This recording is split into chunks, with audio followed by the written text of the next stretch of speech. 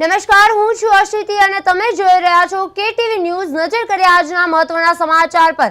ગીર સોમનાથમાંથી સમાચાર મળી આવ્યા છે। ગીર સોમનાથ બિલ્ડરો ડેવલપર્સની બેઠક યોજાઈ હતી। ગીર સોમનાથના વેરાવળમાં બિલ્ડરો ડેવલપર્સ અને એસ્ટેટ બ્રોકરની બેઠક યોજાઈ હતી, જેમાં ધારાસભ્ય અને પદાધિકારીઓ પણ હાજર રહ્યા હતા।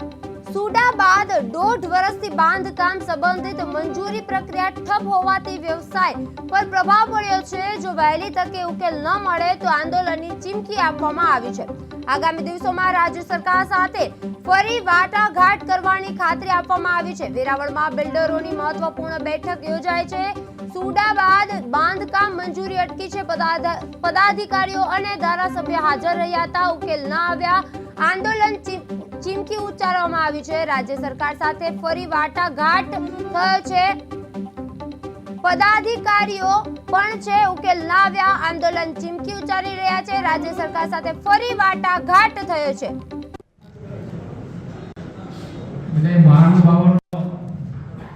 ખાસ તો આભાર માનું કે આવા સુડાના લઈને પ્રશ્નો માટે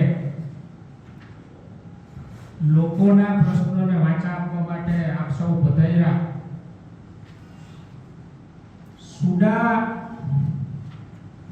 માત્ર ને માત્ર વેરાવળને નથી લાગુ પડતું, સોમનાથને લાગુ પડે છે। જે કઈ બિઝનેસ તમામ લોકોનો વેરાવળ પાટણ અથવા આસપાસના વિસ્તારોને છે એ સોમનાથના નામે છે। છેલ્લા ઘણા સમયથી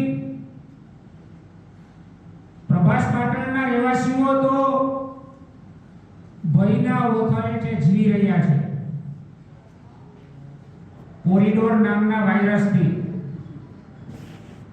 અનેક રજૂઆતો સરકારમાં કરી, પદાધિકારીઓને કરી, છતાં એનો કોઈ રિઝલ્ટ નથી આવતો। અને આપ સૌના માધ્યમથી આગેવાનો આવ્યા, આપણા માટે વેરાવળ પાટણના રહેવાસીઓ માટે ખૂબ જ સારી વાત છે। અને સુડાનો હું તો કોરિડોરનો જેમ અમે વિરોધ કરીએ છીએ, પ્રભાસ પાટણ હિત રક્ષક સમિતિ સુડાનો પણ વિરોધ કરવાનો છે અને કરવાનો છે। મોટામાં મોટી તકલીફ તો પાટણના રહેવાસી વાળાને, જે પાટણમાં રહેવાસી છે એ લોકોને છે। કોરિડોરમાં મકાન જશે, રહેવા માટે ક્યાંય જગ્યા નથી, છે જગ્યા છે એ લેવા જશે તો એમાંથી અમુક ટકા સરકારને આપી દેવી પડશે।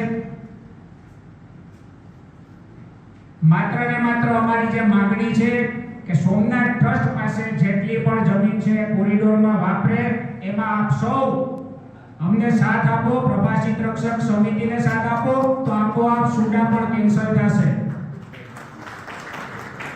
અમારી હું તમામ લોકો વતી અનેકવાર ગાંધીનગર જતા હોય પણ ક્યારેય કોરિડોર બાબતની ચર્ચા કરી હોય એવું મને હજી યાદ નથી।